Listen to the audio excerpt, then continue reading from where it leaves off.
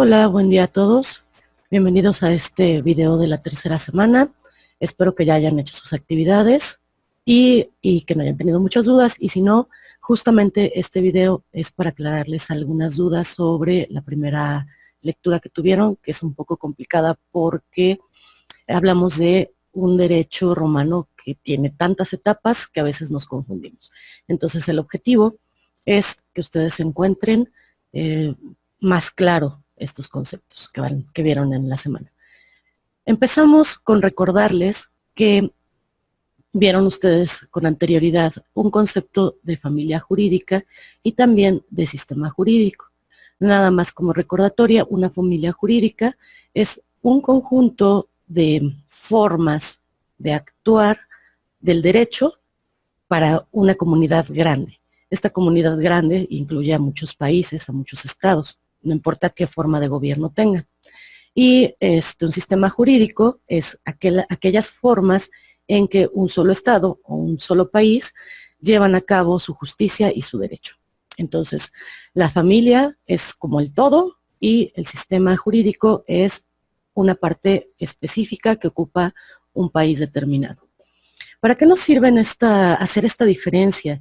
Porque, bueno, entre otras muchas cosas, es importante que cuando ustedes comparan los derechos, los sistemas jurídicos contemporáneos, como también lo van a tratar en el futuro, y también incluso en alguno de nuestros textos ya se mencionaron, van a tener claridad en saber que los sistemas jurídicos que pertenecen a un solo tipo de familia comparten tantas cosas que es muy fácil poder resolver conflictos que se dan entre países, porque tienen los mismos procesos y entonces esto da más certeza jurídica a quien tiene estos conflictos.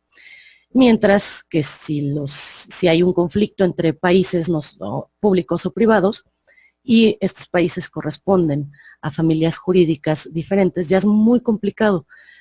Un ejemplo muy claro es todos los migrantes que están en Estados Unidos cuando caen en algún delito o son acusados de un delito.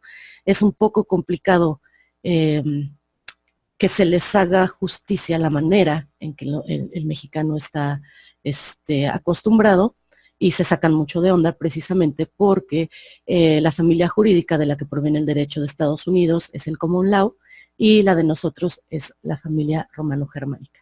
Bueno, espero que esto les haya quedado un poco claro y entonces entramos ya de lleno a nuestro tema de este video, que es la familia romano-germánica.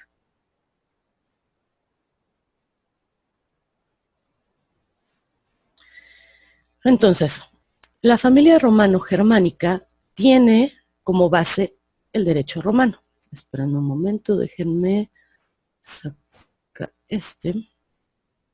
Muy bien. Su base es el derecho romano.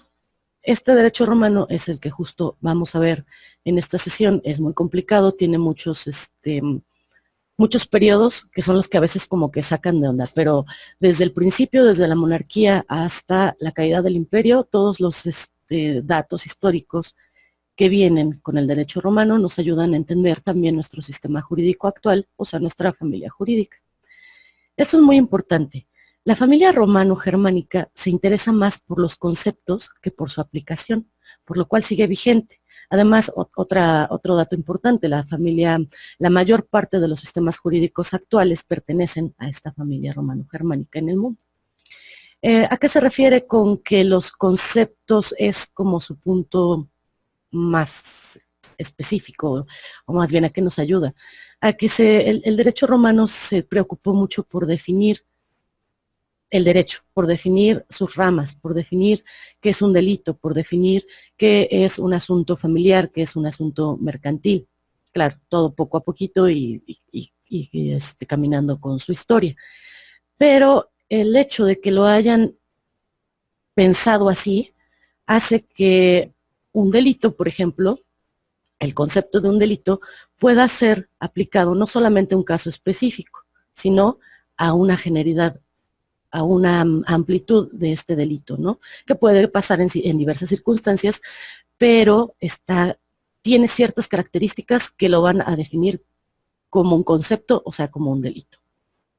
Claro, esto no se da solo en los delitos, se da también al nivel de comercio, a nivel, sobre todo en el derecho romano, en el derecho civil, como vemos aquí, ¿no? Que su mayor desarrollo es la regulación entre los individuos. La regulación entre individuos, ustedes van a ver con el tiempo que se refiere al derecho privado. El derecho civil es un derecho privado por lo general. Bueno, decimos que la familia romano-germánica, como su punto clave de nacimiento, como el que ya podemos decir que es una familia jurídica, es la creación de la ley de las 12 tablas a mediados del siglo V antes de Cristo. No quiere decir que no hubiera antes un derecho, pero a partir de este, como ya es escrito, se crean muchas certezas y se desarrolla con mayor, ¿cómo puedo decir? Con mayor eficacia para el futuro.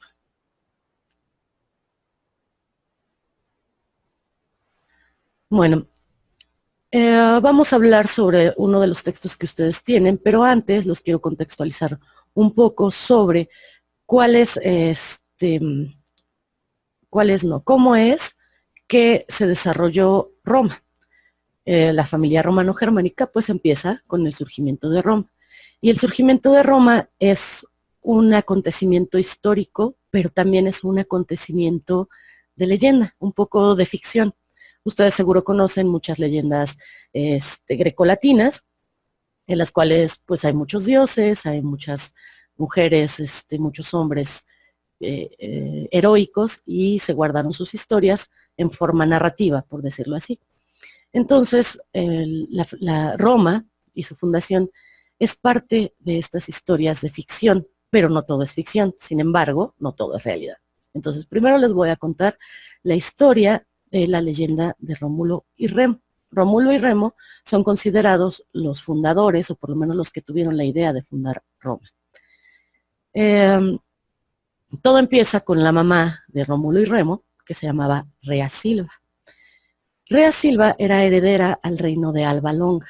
Estamos hablando más o menos que esto pasó en el año 772 a.C., de acuerdo a todos los teóricos que han estudiado estas leyendas. Ella, Rea Silvia, era hija de Amulio, hermano del rey de la urbe de Alba Longa. Aquí hubo un problema entre hermanos. Entonces, Amulio y su hermano estaban peleados por el reino de Alba Longa. Se dan muchos conflictos entre ellos, de tal forma que Amulio empieza a matar a los hijos de su hermano, porque decide que no es un reino que deba prosperar. Y la única forma de no hacerlo prosperar, pues, es matar a las estirpes de los reyes, de los monarcas en ese momento. Él, a su vez, tiene una sola hija, ¿no? Que es esta Rea Silvia. Y ella, precisamente por estas ideas que tenía el padre, estaba destinada a ser virgen. Pero, ¿qué fue lo que pasó? Que se interpone un dios muy poderoso, que es Marte, y se enamora de Rea Silvia. Se enamora de ella, la hace su mujer, y ella queda embarazada de Rómulo y Remo, que son unos gemelos. Con ellos empieza también la tragedia.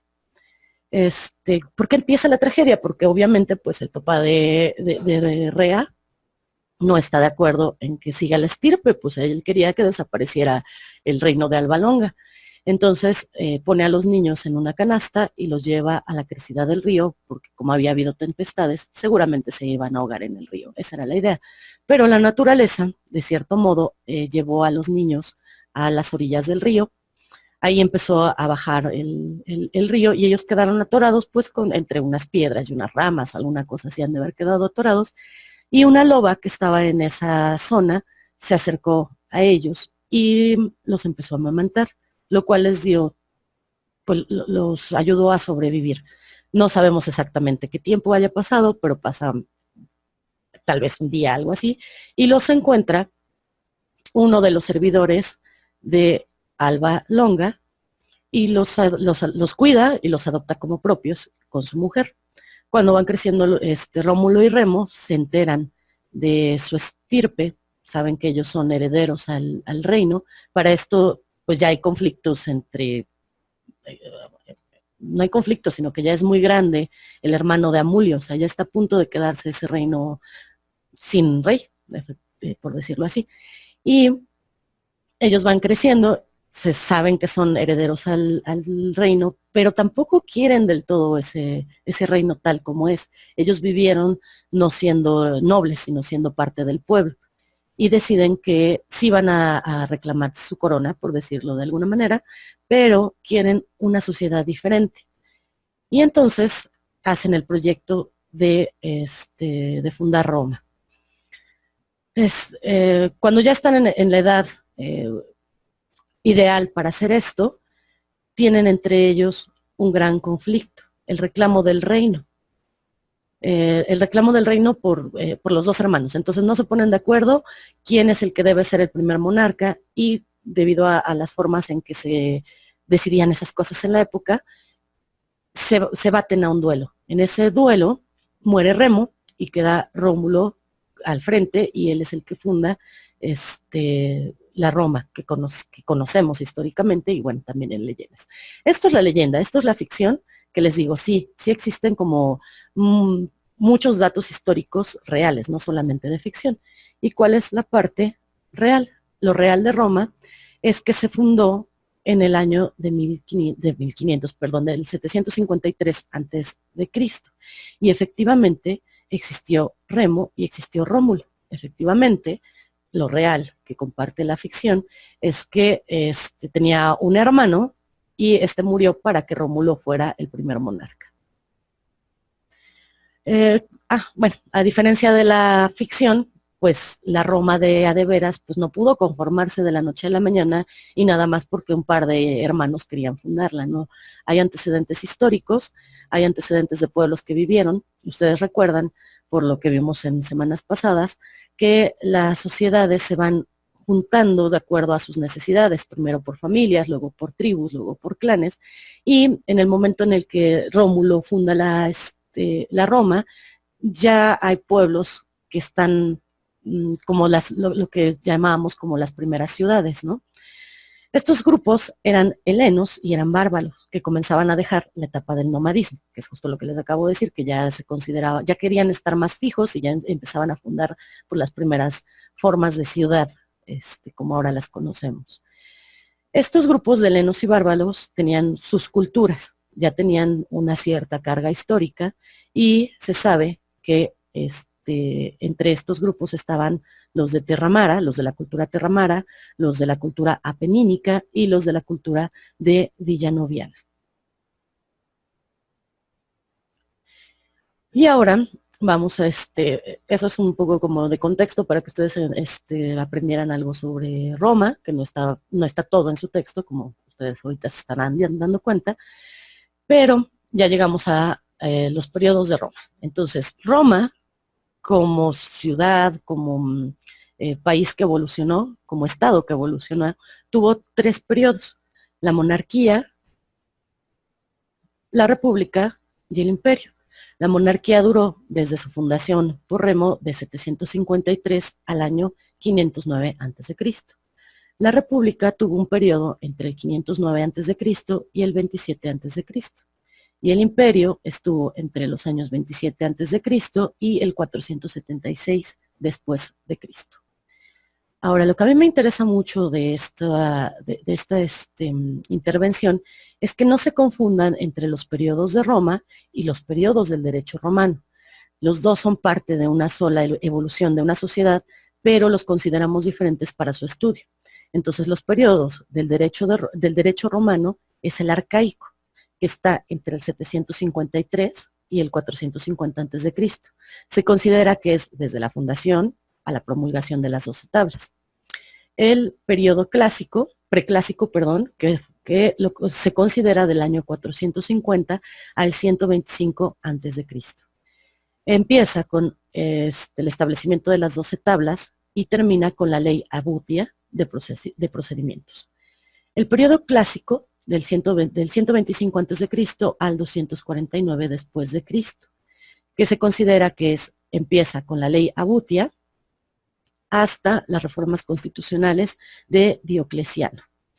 El periodo de derecho romano posclásico es del 294 al 527 después de Cristo. Se considera que empieza con las reformas constitucionales de Dioclesano hasta el inicio de la obra compiladora de Justiniano. Y por último, este periodo, que es el clasicista, que ya está un poco fuera del Imperio Romano como tal, que se dio del 527 al 565 después de Cristo. Y se considera que fue el gobierno llamado de Justiniano. Ahora, todas estas fechas que les ha dado, sobre todo las que se refieren a los periodos del derecho romano, no son tan exactas. O sea, los teóricos las han marcado así por la creación de una ley, porque empezaron a ver a lo mejor la subida de un líder al gobierno de Roma, pero sus cambios jurídicos fueron paulatinos. Es decir, de la noche a la mañana no se puede cambiar las normas del juego, no se puede cambiar la forma del derecho. Les doy un ejemplo de lo que vivimos aquí y ahora, a ver si medio me entienden esto.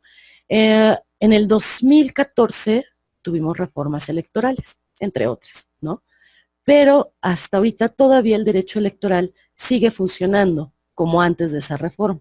Y será hasta el año 2021 que entre en vigor, y entonces las formas democráticas de elección y todo lo que tiene que ver con las elecciones tendrá ciertos cambios. Más o menos para que se den una idea. Esto también pasaba en el derecho romano y pasa en todos los sistemas jurídicos y en todas las familias jurídicas. Los cambios no son de la noche a la mañana. Sí podemos marcar algunas temporalidades históricas, pero eso no quiere decir que se aplican inmediatamente. Ahora, para que les quede un poco más claro esto de que los periodos de Roma son diferentes que el derecho romano y que si no, y que si ya me hicieron bolas, les hice este pequeño esquema en las que podemos ver que el periodo del derecho romano llamado arcaico, todo cae en el periodo romano de la monarquía. Pero el periodo de derecho romano preclásico cae un cacho en la monarquía y un cacho en el periodo de la República. El periodo del derecho romano clásico cae todo en la República y el posclásico cae todo en el espacio del periodo del Imperio Romano. Este periodo clasicista realmente está fuera, lo que les decía un poco hace rato, está fuera de estos grandes periodos de la Roma. Sin embargo, a pesar de que la caída de Roma fue en el año 476 después de Cristo, no se puede deshacer las formas jurídicas, ni las formas culturales, ni las actuaciones de los pobladores de la noche a la mañana. Así que todo el derecho romano siguió ejerciéndose en sus colonias, en sus municipios, durante un buen rato. Y ahí es donde entraría este periodo del derecho romano, que es el clasicista. Bueno, ahora como datos específicos de la monarquía, que como ya vimos, ahí también entra un poco del periodo del derecho arcaico, tenemos tenemos que en este periodo hubo 7 reyes. Como ya dijimos, el primero que tiene una historia fascinante es Rómulo, después vino Numa Pompilio, después Tulio Astilio, luego Anco Marcio, luego Tarquino el Antiguo, Servio Tulio y Tarquino el Soberbio. Estos que estamos resaltando en azul son los que tenían como origen, su origen era latino, y tomaban muy en cuenta al pueblo, al Senado. Eran líderes bastante justos y equilibrados en sus decisiones, pero no pasaba lo mismo con los 2 tarquinos. Ellos no eran de origen latino y actuaron con mucho despotismo. Tanto que Tarquino el Soberbio, terminó siendo expulsado. Y con él empezamos la siguiente etapa de Roma, que fue la República. Entonces, empieza con la expulsión del rey Tarquino el Soberbio. En esta parte es muy importante porque la gran diferencia entre la monarquía y la república es la forma de gobierno. Todos estos monarcas, como sigue siendo las monarquías, ellos tenían el poder absoluto de decisión en casi todos los asuntos, ¿no? Ellos eran los encargados de lo que ahora nosotros reconocemos como el poder ejecutivo, el poder legislativo y el poder judicial. Ellos tenían un poder absoluto, ¿no? Y en la república esto cambia, porque inician gobernando 2 magistrados. Ya no solamente es una persona. Son 2 personas que salen del Senado que se van a encargar de resolver los conflictos, de organizar al pueblo, de organizar todo lo que tiene que ver con el gobierno. Estos dos magistrados duraban, bueno, también se les conoció durante diferentes etapas como pretores o como cónsules. Ellos reinaban, bueno, no reinaban, estaban a cargo del gobierno de Roma durante un año. Después de ese año convocaban a elecciones y se cambiaban a otros dos. Ellos también pensaron en cómo tenían que aplicarse el derecho, cómo es que tenían que crear, pues sí, ya tenían que llamarse así, crear normas para que su pueblo viviera progreso. Ellos ya empezaban a conquistar tierras y necesitaban organizarse como administración, como gobierno y organizar a su pueblo. Entonces, nombran a 10 comisionados para que hagan compendios que describan la forma en la que estaba actuando su sociedad. Lo que decíamos un poco al principio, ¿no? Ellos empezaron a hacer los conceptos de lo que eran los delitos, de lo que era el comercio, de las situaciones que tenían que ver con la familia, las situaciones que tenían que ver con el matrimonio, con las sucesiones. Estos tres últimos pertenecen al derecho civil, que fue el que más desarrollaron.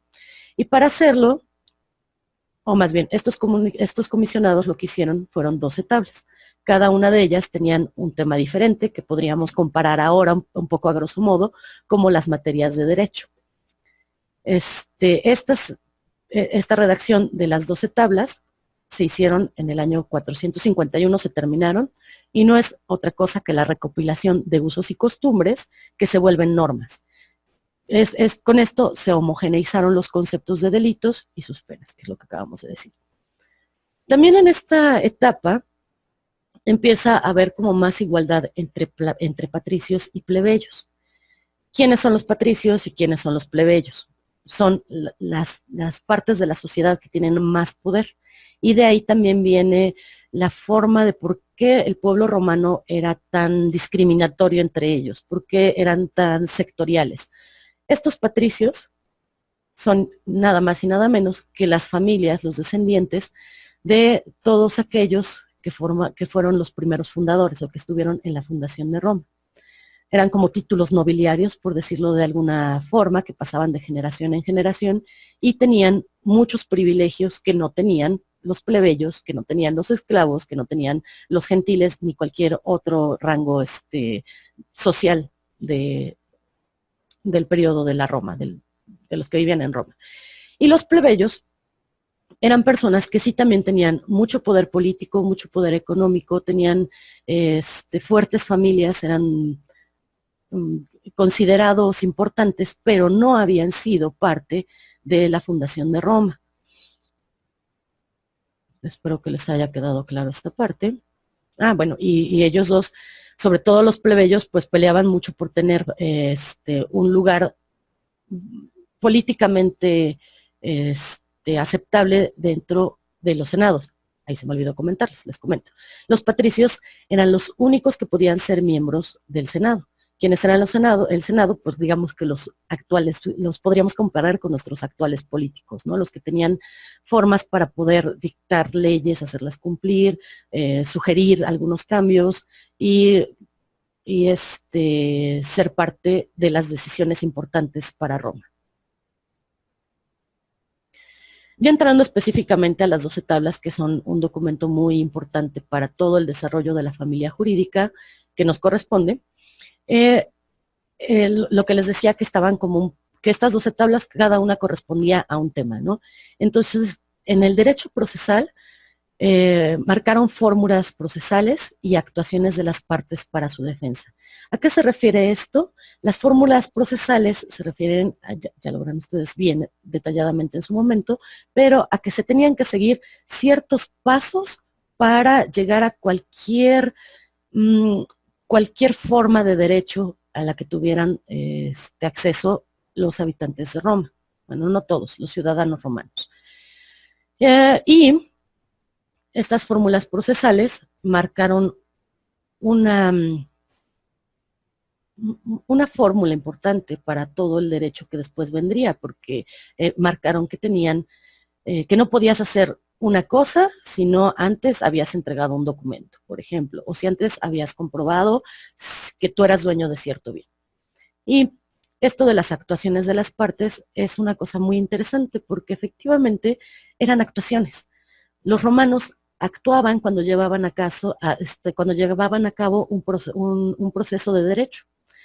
¿A qué me refiero? En que se ponían una máscara como tal, cubrían su rostro y decían ciertas palabras que tenían que ser tal cual para que les valieran ciertos derechos.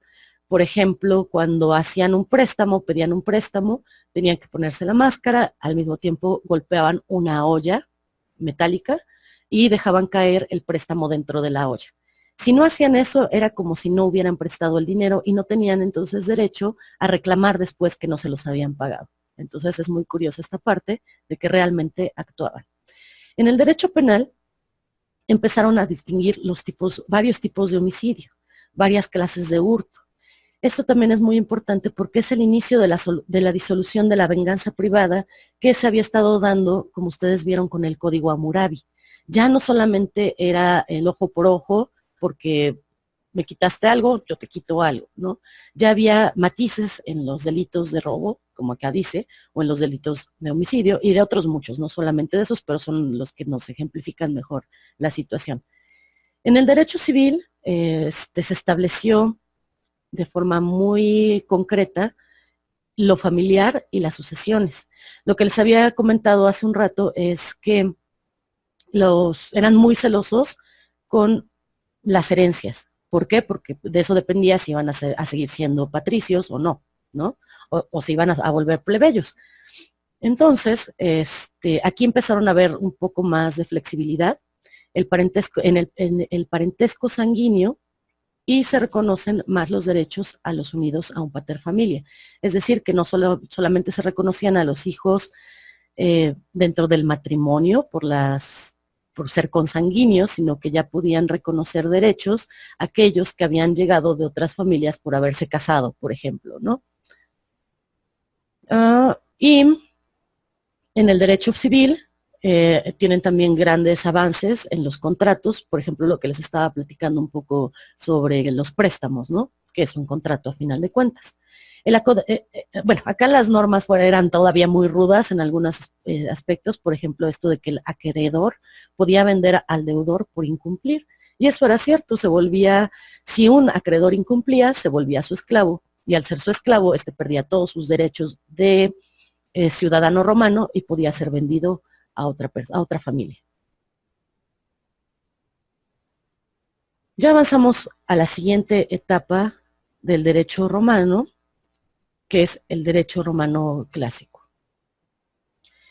En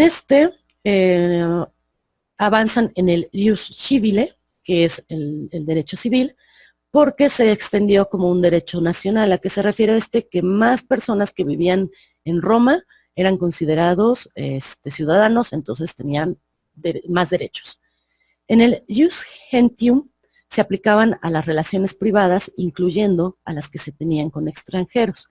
Esto lo establece la conocida como ley Aebutia, que se proclamó, que se considera que se volvió vigente en el año 130 a.C. ¿A qué se refiere esto? ¿Qué es el derecho el ius gentium o el derecho de gentes? Es el que se está relacionado con la gente que no era ciudadana romana, pero venía de otros países, es decir, todas las relaciones que podía haber con los extranjeros en relación con los ciudadanos romanos, a eso se refiere. El ius honorarium era el derecho de los magistrados, es decir, es el que decía qué es lo que podían hacer los magistrados y qué no. Eran un poco sus límites y sus alcances de ellos. De aquí también se desprende la jurisprudencia romana, que es un punto muy importante de avance en esta etapa del derecho romano clásico, que se vuelve pública. ¿A qué se refiere con que se vuelve pública? Antes de esta etapa del derecho romano clásico, todo lo que discutían los magistrados respecto a cualquier asunto que les llegara, ya fuera civil, penal, comercial o de cualquier otra especie, lo discutían entre ellos y lo que discutían entre ellos ya nada más se quedaba entre ellos, no tenían por qué dar explicaciones de por qué habían llegado a una sentencia o a una resolución. En este momento histórico del derecho romano clásico cambia y entonces ellos ya tenían obligación de decir verbalmente cómo es que habían llegado a una sentencia. A grandes rasgos, a eso se refería. Y por otro lado está el derecho imperial. Este se refería a los edictos o mandatos que se entregaban, que entregaba el principado a sus funcionarios y cómo estos la aplicaban. Los magistrados que la aplicaban son una especie de jueces.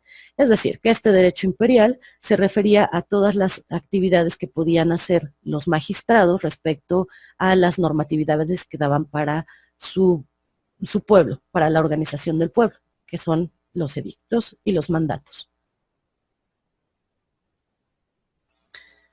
Llegamos a la parte del derecho romano clásico.